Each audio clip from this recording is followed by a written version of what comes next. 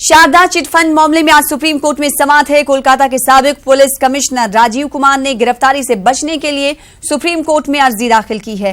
राजीव कुमार को आज तक के लिए सुप्रीम कोर्ट से राहत मिली हुई है। अगर आज सुप्रीम कोर्ट ने दोबारा राहत की अर्जी मंजूर नहीं की तो राजीव कुमार को सीबीआई गिरफ्तार कर सकती है।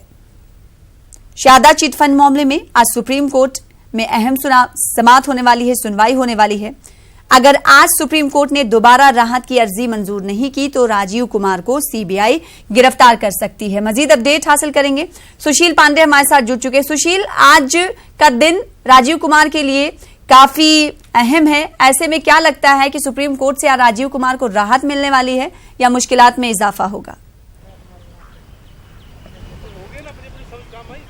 जी बिल्कुल शोना, आप सही कह रही हैं कि राजीव कुमार के लिए काफी अहम दिन है आज का ये दिन, क्योंकि सुप्रीम कोर्ट से उन्होंने एक अग्रिम जमानत कहा जाए तो मांगी है और ये कहा है कि चूंकि आज उनकी गिरफ्तारी का आखिरी दिन है, जो प्रोटेक्शन फिलहाल सुप्रीम कोर्ट ने हटाया है, उसके बाद उन्होंने सुप्रीम कोर्ट का दरवाजा खटखटाया था। इससे पहले उन्होंने सुप्रीम कोर्ट का दरवाजा खटखटाया था तो सुप्रीम कोर्ट ने फिलहाल इस पूरे मामले में जल्द सुनवाई से इनकार कर दिया था।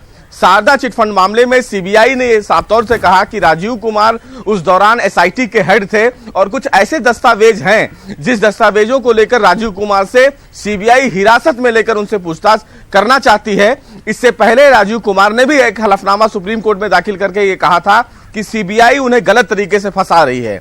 काफी अहम दिन इसलिए होगा राजीव कुमार के लिए कि अगर राजीव कुमार को सुप्रीम कोर्ट से आज राहत नहीं मिलेगी तो आने वाले दिनों में राजीव कुमार की मुश्किलें बढ़ सकती हैं।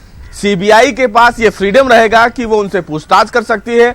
अगर सीबीआई को ये लगता है कि उनको हिरासत में लेने की जरूरत है तो उनको वो हिरासत में भी ले सकती है। चूंकि पश्चिम बंगाल में स्ट्राइक चल रहा है, वकील हड़ताल पर हैं, इसलिए वहां की कोई भी अदालत काम नहीं कर रही है और इसीलिए उन्होंने सुप्रीम कोर्ट का दरवाजा खटखटाया है।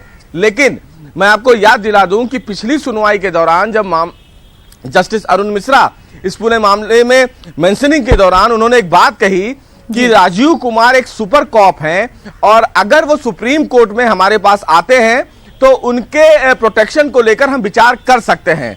तो उम्मीद यह है कि राजीव कुमार को आज प्रोटेक्शन मिल सकता है सुप्रीम कोर्ट से।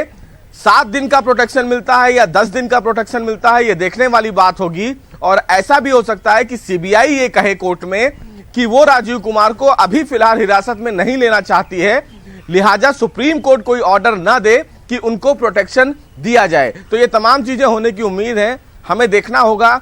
चूंकि राजीव कुमार एक की अक्यूज्ड हैं सीबीआई को लेकर शारदा चिटफंड मामले में, कई बड़े नेताओं को उनके ऊपर बचाने का आरोप है।